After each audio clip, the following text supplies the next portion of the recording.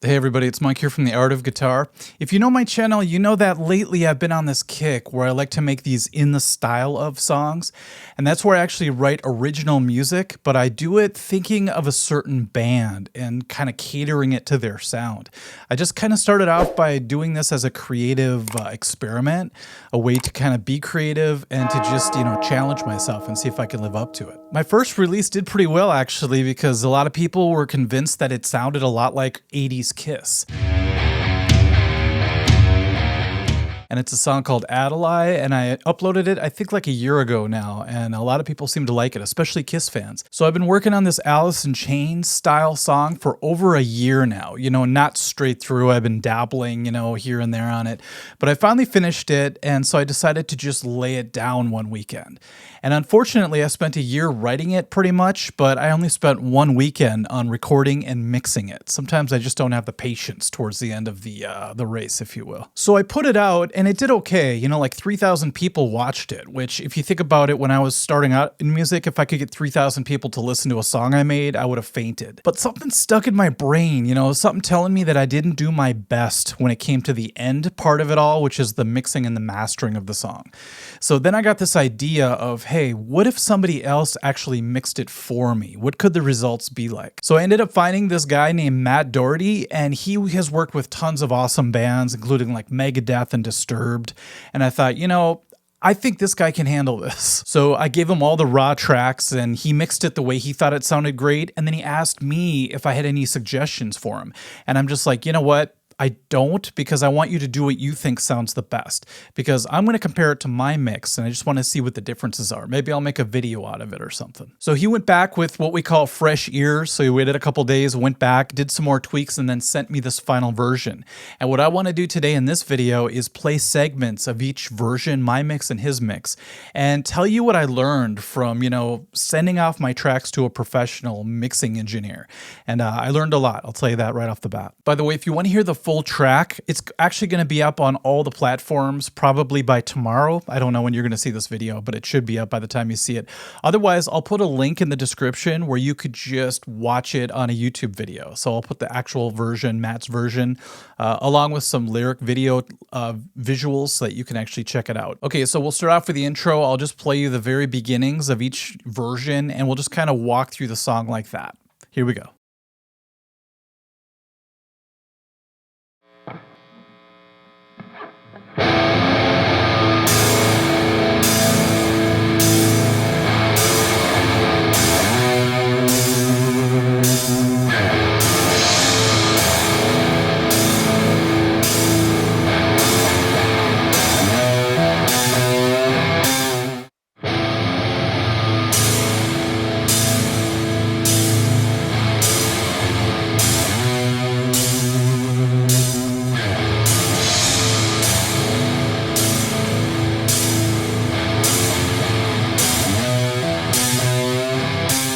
So in my mix, I left a little bit of raw material in the beginning. You could hear the buzz of the guitar and, some messing around, and then it kicks in. I'm a big fan of that, even though when I sent my track off to Matt, he chopped that off, because it's not exactly professional. But I kind of like the rawness sometimes of hearing some of those artifacts. I feel like my guitars sounded huge. They were really wide, but they were a little too big. I know that might not make sense, but I have a lot of upper mid kind of stuff happening, and it's a little bit too grating at a certain frequency. If you listen to Matt's version, he tamed that down a little bit, so it's a lot more listenable, if you will. Now, the differences in quality really start to become obvious as soon as the kick drum and the bass guitar kick in.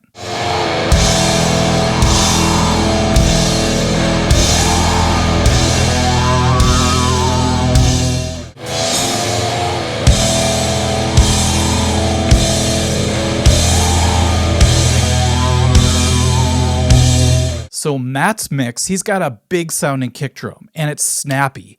And if you A/B them between my mix and his, you could tell that my kick drum sounds good, but it just seems a lot smaller in the mix. So Matt's has that real good snap to it, and it still has a fullness that you could feel. It fills up this void that my mix seems to have because my kick drum just isn't cutting it. He also EQ'd the bass guitar in a way that it works really well with the kick drum sound that he has. In mine, I didn't mess with it too much. I kind of added a little top end to my bass guitar, but it doesn't really jive with the kick drum as well as Matt's does. So he's got a definite foundation happening with those two instruments. And it's basically a mic drop moment. I guess I should call it a Matt drop because it's his mix. But as soon as the snare comes in, it's just like game over, you know, as far as comparing the two mixes.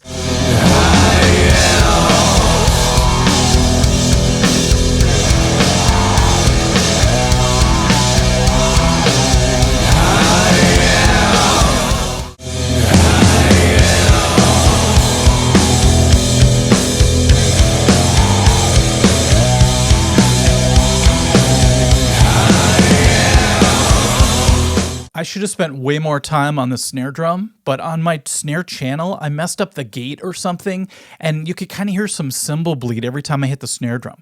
So it makes this kind of like ksh, ksh sound every single time because I'm bashing the cymbals as I'm hitting the snare.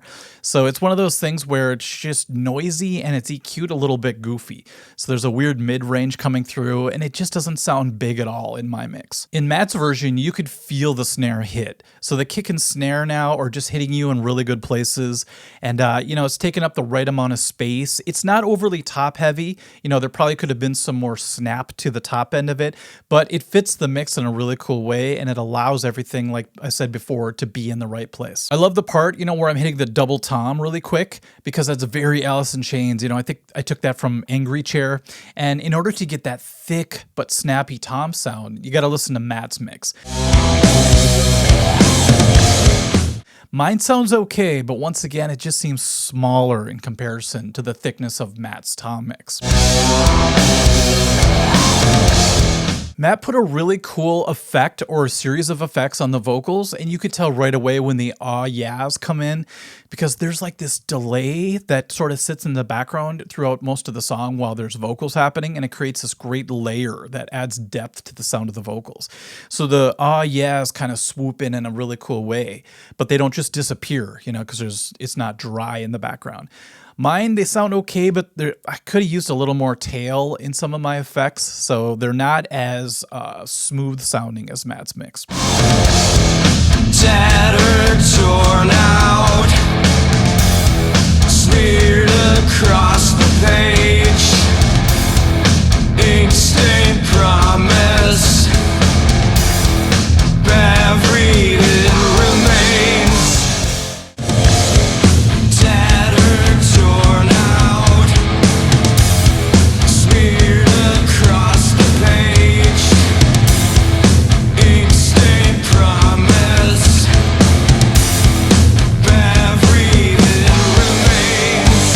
Once again, in my mix, there's a lot of offending frequencies in the vocals as well. And that's just when the vocals cut through in a way that sort of, you know, hurts your ears a little bit. So my mix is missing that real smooth vocal presence that Matt's mix has.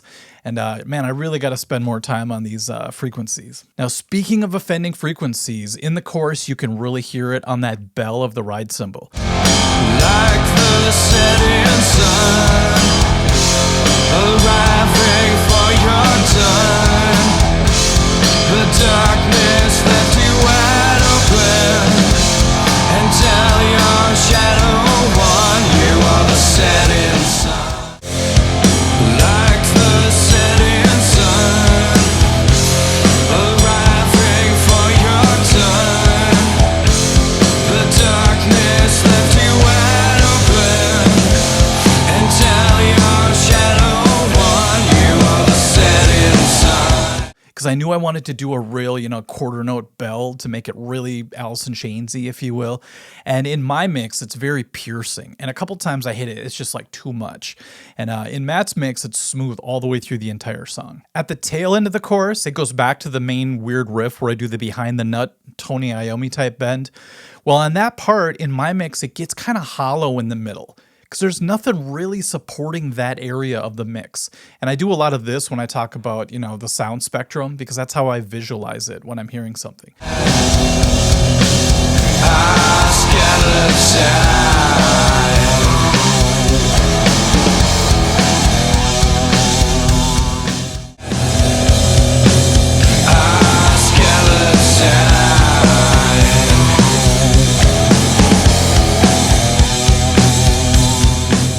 So in Matt's mix, what's great about it is the bass guitar and the kick drum are pounding together on that, and it takes up the whole middle space. So there's none of that void that my mix tends to have. The solo is the only place in the song where I feel like in my mix, I did something that I like better.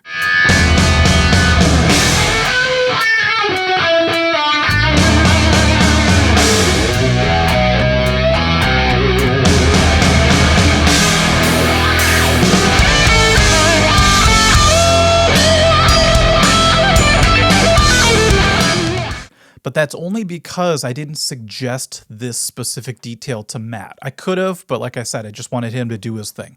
So in my version, I have this really weird like stereo sound right away in my solo. It almost sounds like there's a microphone in the next room recording as well. And I just use an Eventide plugin to get that sound. But halfway through the solo, I shut it off. And so the solo's right in your face. It's a very Alice in Chainsy kind of thing to do. But in Matt's mix, he left it with that roominess, kind of that stereo spread through the whole thing.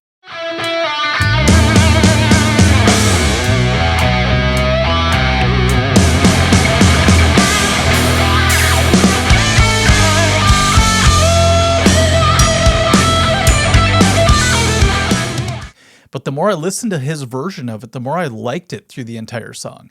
If I had to make a choice, though, I would bring it in a little bit more halfway through, like in my mix. But either way, now I've got used to both ways. The bridge is one of my favorite parts of this song. I feel like, you know, I'm complimenting my own work, but really it's just all creativity. And when it comes out a certain way, I'm surprised half the time. But the clean guitars in the background, I was going for like a Soundgarden-y type clean sound. And in my version, I have it turned up a lot. And then Matt brought it more into the mix. And I kind of like that better because it complements the vocals instead of trying to like fight against them. There are people in my life who know what I couldn't be.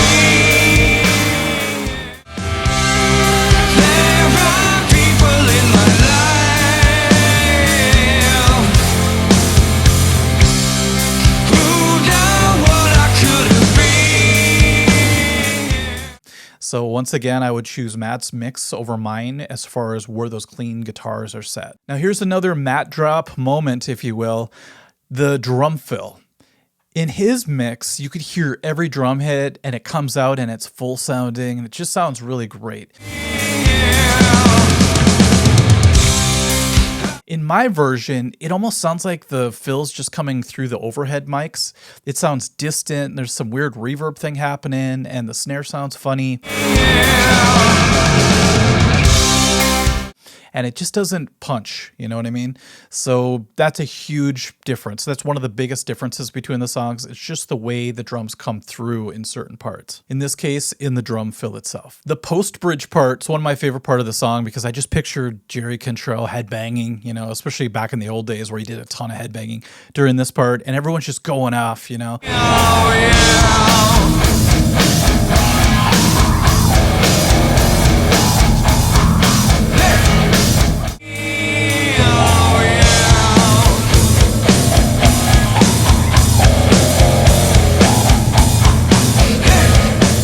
And in Matt's version, it's so supported because it's so much kick drum on the 8th note beats that with the bass guitar matching with that so well, it really rides through. It just stays powerful. In my version, it still sounds cool. It just doesn't hit you in the chest like I want it to. And this continues through all the way through the last chorus and to the end of the song where it goes back to the "ah yes." And one thing I realized is with all those offending frequencies rolled off in Matt's mix, you're more likely to want to crank it up. You know what I mean, on your system or your earbuds or whatever you're doing, because the louder you go, it just is so full that it doesn't hurt your ears.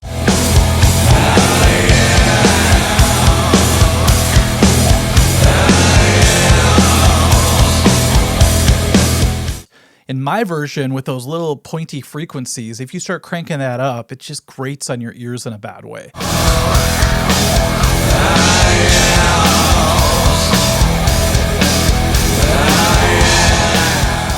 So that's the importance of getting rid of those insane frequencies that just stick out funny. I know that I'm a lazy mixer because my friend Christopher, who's a professional sound engineer, he will mix a song and I'll watch him and he'll go through all these steps just to get everything set right. And, you know, in the time that it takes him just to set things up and clean the tracks up, I'm usually done with my mix. So I think a lot of it too is a matter of patience and time on my part. By the way, I'm going to have my friend come in and do a mix for my next song. So there'll be some sort of three-way mix off or something. It's going to be insane. And overall, you know, besides just the fullness and the punchiness of Matt's mix, you could just hear this professional sheen that I thought you could only get with some magic black box back when I first started mixing.